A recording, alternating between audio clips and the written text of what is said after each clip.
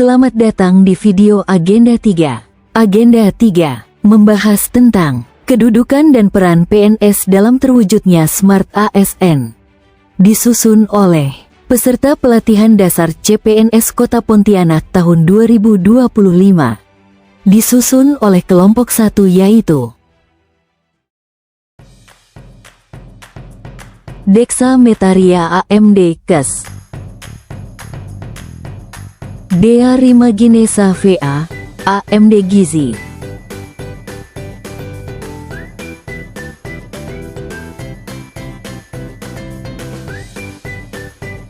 Apra AMD Cap, dengan Widya Iswara Bapak Hot Junjungan Simamora SH MH.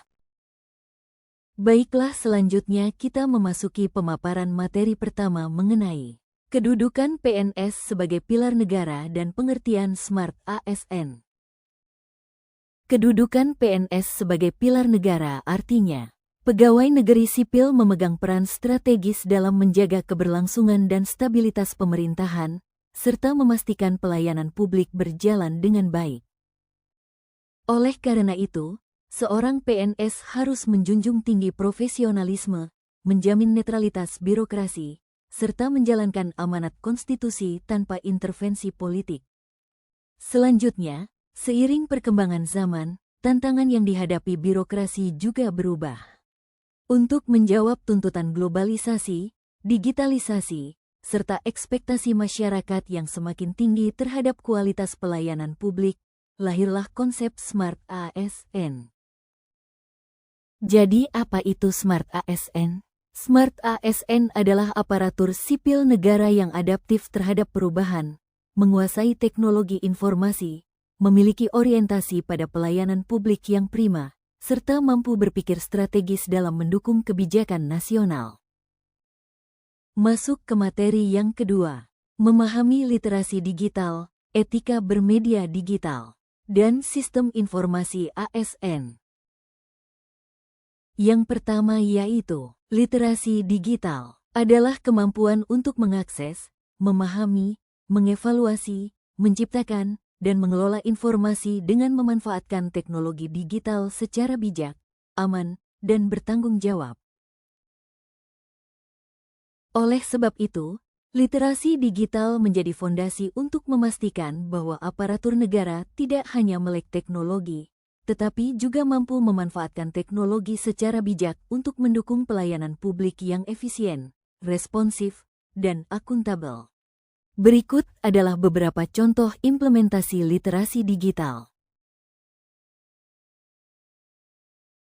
Yang kedua yaitu, etika bermedia digital bagi ASN, adalah seperangkat norma, nilai, dan perilaku yang mengatur cara ASN menggunakan media digital, termasuk media sosial, email, aplikasi pesan, dan platform online lainnya, secara profesional, aman, dan bertanggung jawab.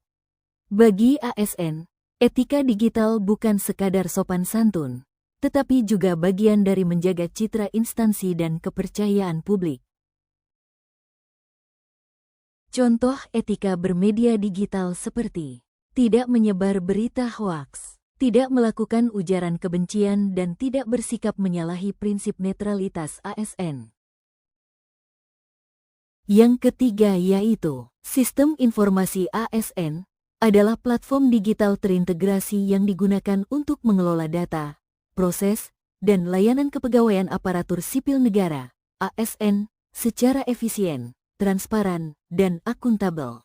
Sistem ini memanfaatkan teknologi informasi untuk mendukung manajemen SDM aparatur di seluruh instansi pemerintah. Berikut adalah contoh sistem informasi ASN yaitu E-Kin dan My ASN. Penguasaan terhadap sistem ini bukan hanya aspek teknis, melainkan cerminan dari semangat pelayanan publik yang berbasis data, efisien, dan adaptif terhadap perubahan. Dengan pengelolaan informasi kepegawaian yang terintegrasi, ASN dapat lebih mudah dalam proses pengembangan karir, evaluasi kinerja, hingga perlindungan hak-hak kepegawaiannya.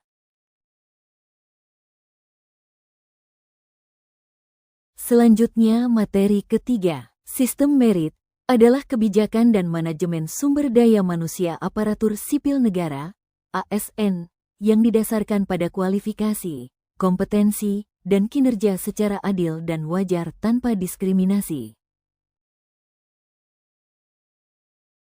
Apa tujuan sistem merit? 1. Mewujudkan ASN yang profesional. 2. Menjamin keadilan dalam pengelolaan ASN. 3. Meningkatkan kualitas pelayanan publik. 4. Menjaga netralitas ASN. 5. Menciptakan karir ASN yang terencana dan berkelanjutan.